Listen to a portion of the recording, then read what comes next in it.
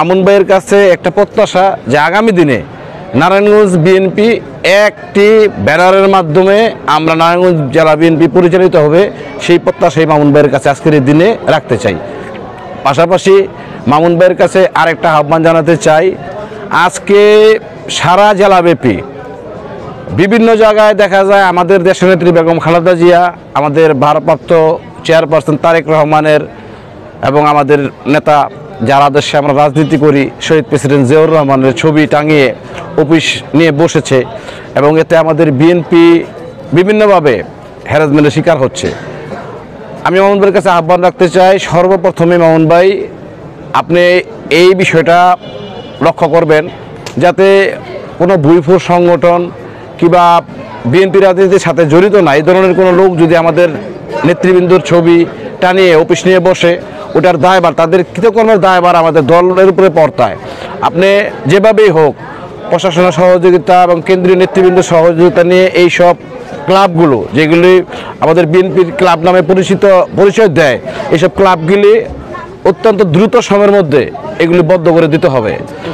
অথবা আমাদের যদি এইসব কর্মকাণ্ড আমরা করতে না পারি, আমাদের দল আরও বদনামের মধ্যে পড়বে। কারণ তাদের যে কর্মকাণ্ড, তারা বিএনপির অরিজিনাল কোনো সাংগঠনিক লোকও না, তারা সংগঠন করেও নাই, তারা বিভিন্ন সময় বিভিন্ন দল থেকে দল করেছে, যেই দলই ক্ষমতায় এসেছে সেই দলে সাথ দিতে তারা চেষ্টা করে। আমরা যদিও এখনও আমরা ক্ষমতায় আসি নাই, আগামী দিনে জনগণের ভোটের মাধ্যমে আমরা এই দেশে ক্ষমতায় আসতে চাই।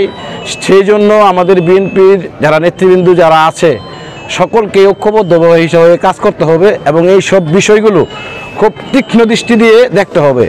আমি মামুন ভাইয়ের কাছে আরেকটা বিনীতভাবে আহ্বান জানাতে চাই, আপনি বিশেষ করে আমাদের সিদ্ধিরগঞ্জের থানার অভিভাবক, অতি সত্বরে সিদ্ধিরগঞ্জের বিভিন্ন ওয়ার্ডে এই সব যে কর্মকাণ্ড আছে এই কর্মকাণ্ডগুলো আপনি বন্ধ করবেন।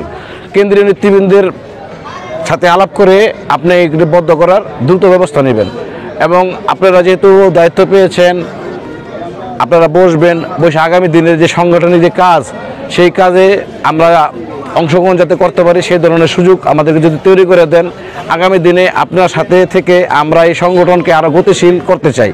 বিগত সময়ে আন্দোলন সংগ্রামে আপনার বিশাল ভূমিকা, বিভিন্নভাবে বিএনপিতে যে আপনার কন্ট্রিবিউশন, আপনি মৃত্যুঞ্জয় নেতা, আপনি হয়তো আল্লাহ পাকে হায়াত দারাজ করেছেন, আপনি বেঁচে আছেন এই দলের পক্ষে কাজ করার জন্যই।